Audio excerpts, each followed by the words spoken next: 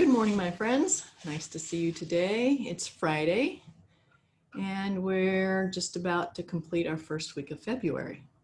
February has been designated as National Heart Month, and I was watching the news this morning, and it said that cardiovascular disease is the #1 killer of women in our country.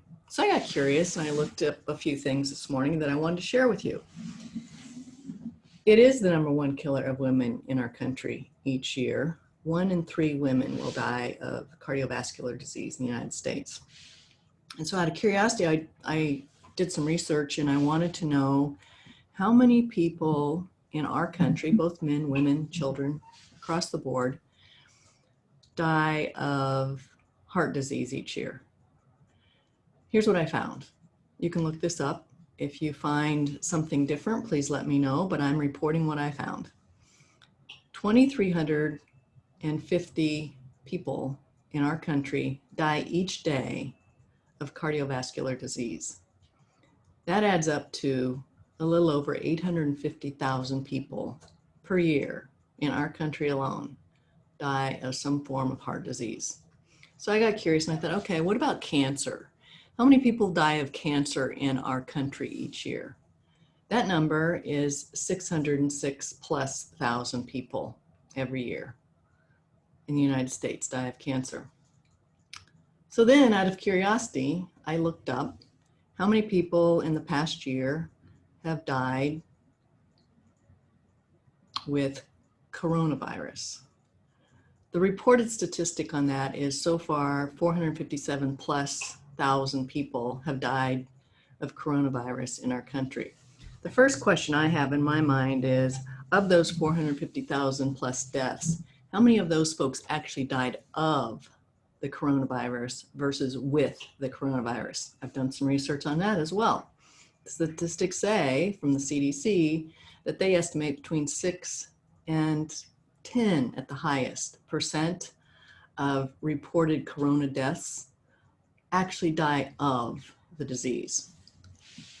I'm not saying anyone's right or wrong. All I'm doing is reporting the news here.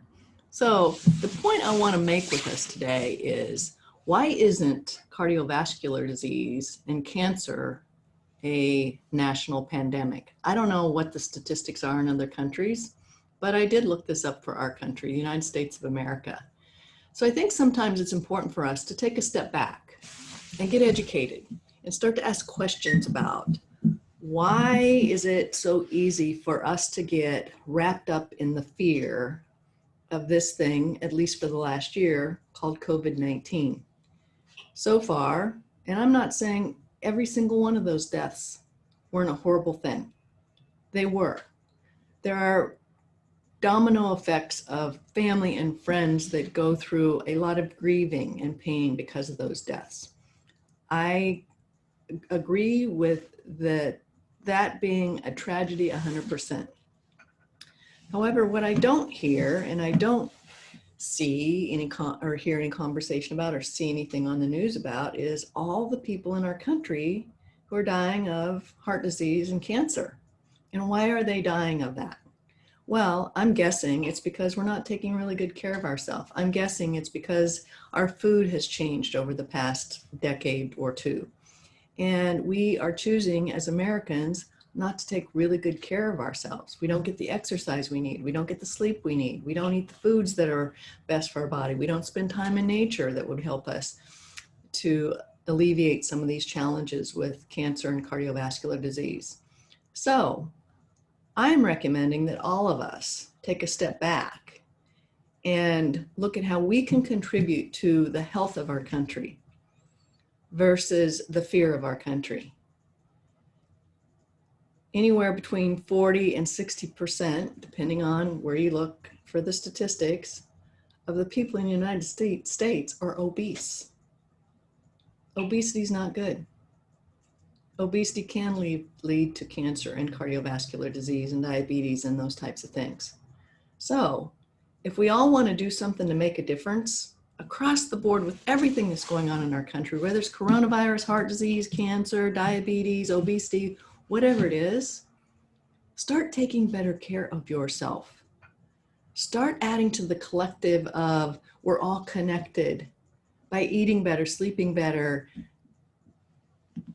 making sure you're getting enough fluids each day, making sure that you're having positive interactions and conversations with people. And stop buying into the fear, please. So do your homework, research this for yourself. I'm happy to interact with any of you who disagree or find different information. But my invitation to all of us is contribute to the greater good of what's going on in our country and the world by committing to take better care of yourself so you can show up better for your neighbor, for your children, for your parents, for your siblings. And until I see you again, keep your ass squarely in the saddle. Have a kick-ass rest of the day and weekend. Take really good care of ourselves and yourselves. And I'll talk to you really soon. Take good care. Bye-bye.